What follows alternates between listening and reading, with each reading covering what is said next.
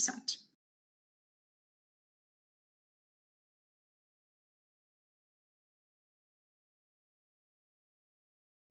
Thanks so much, Hannah, and thanks everybody for joining us. We're going to talk this morning about changes in EPC regulations, where they're impacting demand, both from renters and buyers, what they're doing to valuations, and how landlords and homeowners can get across some of these changes. But wanted to start with clearly what's very topical for all of us, which is impacts on energy prices. Since January, UK oil prices have risen by, or UK energy prices have risen by about 50%, and gas is up 50 to 65%. This is starting to affect people's pocketbook in a pretty serious way. Ofgem average price cap for a UK household is about £1,700 a year today, and that's up from about £1,300 just about 2 years ago. And so this is for many households the 13th, sometimes the 14th month of rent, and becomes a bigger and bigger part of how people think about affordability and desirability of rental properties, as well as properties for purchase. And we'll talk a bit more about some of the great research that Rightmove have done on that later, and on how much it costs to get up to higher EPC performance. Concerns around these running costs I mentioned earlier are rising, but to put a little bit of a fact base behind that, Rightmove have surveyed about 1,000 UK consumers. Compared with the same time last year, concern around running costs are up by nearly 50%. So this is becoming a big impact on households and a big part of their purchasing and renting decisions. It's not all doom and gloom. The government also announced in January something called the Warm Homes Plan that many of you may have read about. Homeowners and private renters are both eligible for this. And I'll talk a bit about what's in here and how some of your both landlord and homeowner clients can access this. There's new funding, about £15 billion that's been announced. And broadly, there are 3 big categories for the Warm Homes Plan. There's about £5 billion in low-income grants. Private renters and homeowners are both also eligible for this. They need to be earning less than about £36,000 a year or be on a benefits program. But many private rental properties and owner-occupiers will qualify. That offers loans up to grants, I should say, up to £15,000 per home. So this can help get lower income households into a higher EPC band pretty comfortably. There's another about £4 billion that's going to technology-specific grants, and that's heat pumps as well as heat networks. So there's a really big emphasis on specific low-carbon technologies. And then another £5.3 billion that's going to something called the Warm Homes Fund. And that's much more focused on loans, about $2 billion for a consumer loan program. That's going to be linked with EPC performance. And in practice, it's going to be a lot easier for people to get solar panels in particular, because these are easier to lend against. And so you're probably going to see a lot more solar demand off the back of this. A few things to note that are different versus previous grant schemes. Some of you may have dealt with the energy company obligation. Private renters and owner-occupiers were also eligible for that. ECO has been in the news a bit for better or worse. And notwithstanding some of the criticisms of that program, it was very flexible. So a private landlord or an owner-occupier could apply into ECO and get in touch with an eligible installer, and 2 weeks later have somebody on site installing. That's not how it's going to work with Warm Homes Plan. It's much more, if you like, top-down and government-led. And there's going to be something called the Warm Homes Agency that's responsible for dispersing these funds. What does that mean? In order to be eligible, you're going to have to go through the local authority. And so not necessarily as easy for homeowners or landlords to access. You'll also need a PAS 2035 retrofit assessment. We'll talk more about what that means, but it's a specific kind of energy audit in order to qualify for any of this funding. That's more than a bog standard EPC. So if you have clients who are thinking about how do I access some of this funding, first thing is they need to get in touch with a firm that can do past 2035 retrofit assessments and help them navigate the government grant system. We do that at Domna, others do as well. I'm happy to chat if this is relevant for some of your clients. But it's not all stick. There's also carrot through the Warm Homes Plan. What are some of the changes that are coming through EPCs and what are they going to mean? We'll talk a bit about some of the legislative changes. The government has announced the results of its consultation on changing EPCs. There are a few things to note within that.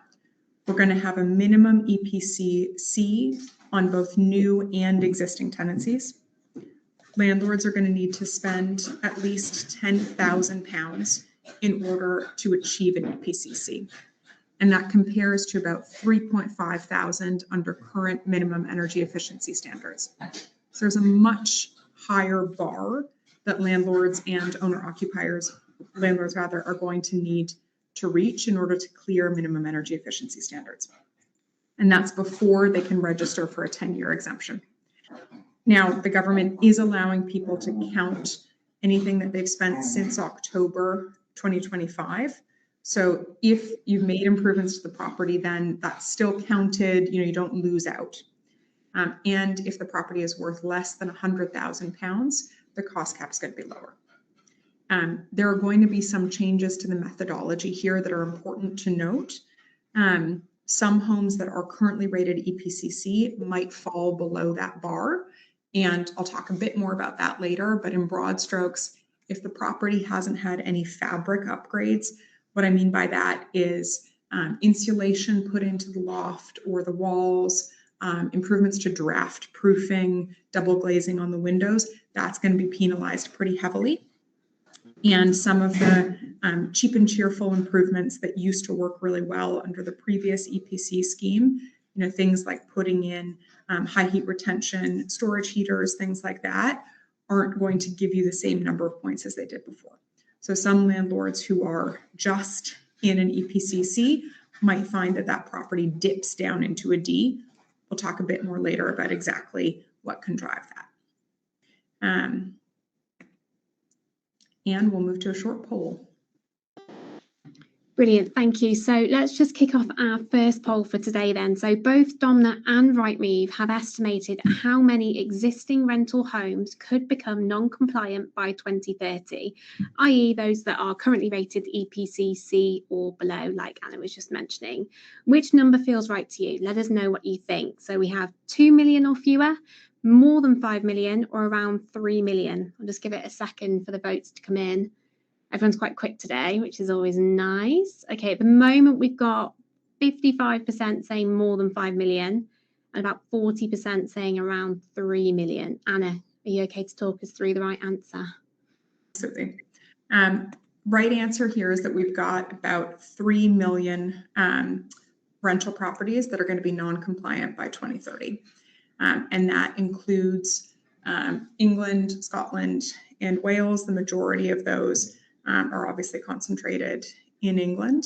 And what that doesn't count, and so this might be a bit of a conservative estimate, is some of those homes that I mentioned earlier that are at a, if you like, high EPC or a low EPC-C and could potentially tip back down. So a huge, huge, huge scale of challenge across the sector. What can letting agents do to help? Well, you'll see about £8,000 is the average cost for a landlord to upgrade a rental property to EPC-C. This is a huge capital outlay for most people, and obviously something that a lot of landlords haven't factored into their budget. Now, the government has set that £10,000 exemption in order to effectively encourage most people to actually make the upgrade rather than apply for the exemption, because they would be better off and end up spending a bit less money if they go for that. When landlords are considering taking an exemption, they'll need to submit forms as they've had to do for minimum energy efficiency standards today. I think some of the risk points for your landlords on what some of the costs could look like is based on what type of wall they have. So if it's a solid wall, they're likely to be spending much more and therefore needing to apply for an exemption. It's because the cost of solid wall insulation can be £20,000-30,000 versus the cost of a cavity wall insulation job, which can be between £1,000 to £4,000, depending on how big the property is. The other big factor is whether the property is a good candidate for solar. So if you can put a solar panel on the roof, you're going to comfortably jump to an EPCC in most cases.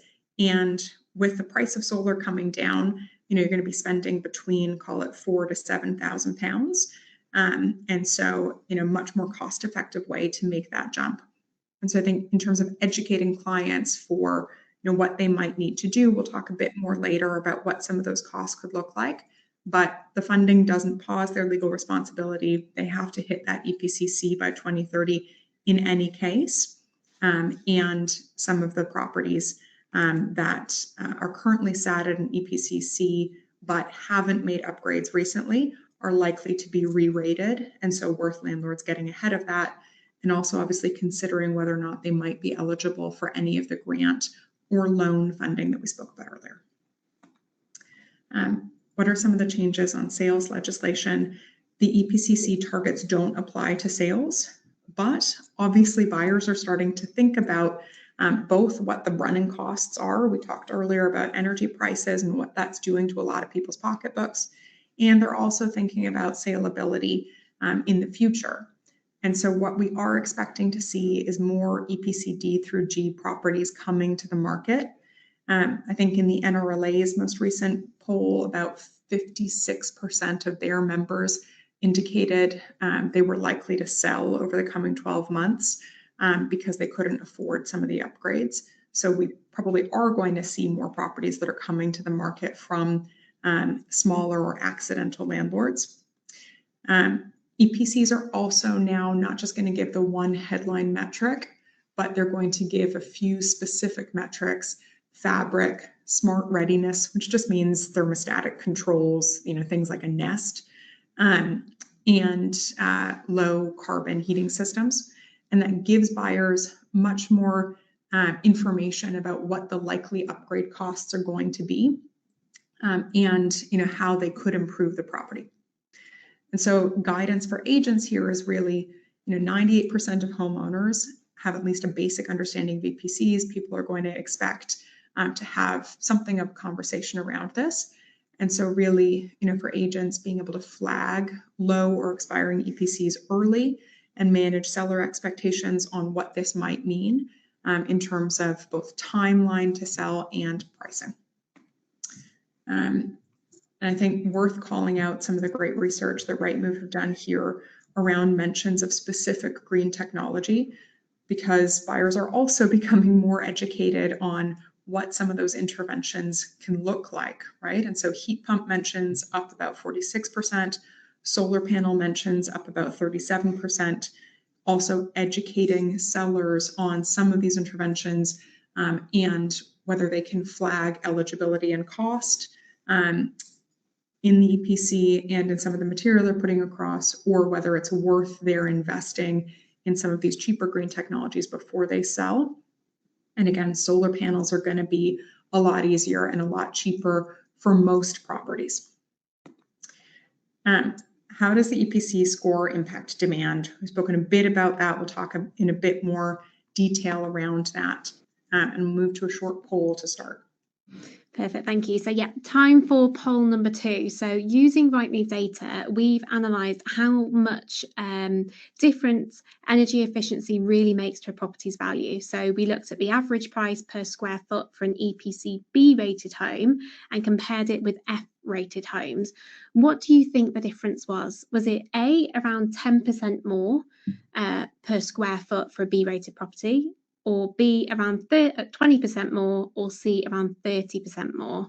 Just give it a second. You can see they're coming in. It's actually really evenly split on this one. So I think people there, it's a bit of a tricky one. 50% have said around 20% more. Yeah, and the other two is very evenly split. Anna, can you reveal the right answer? Yeah, that's absolutely right. And so we see about a 20% price difference between B and F rated properties. And obviously, huge part of what's driving that today is that minimum energy efficiency standards are EPCE, right? So anything below that cutoff, your F and G rated properties,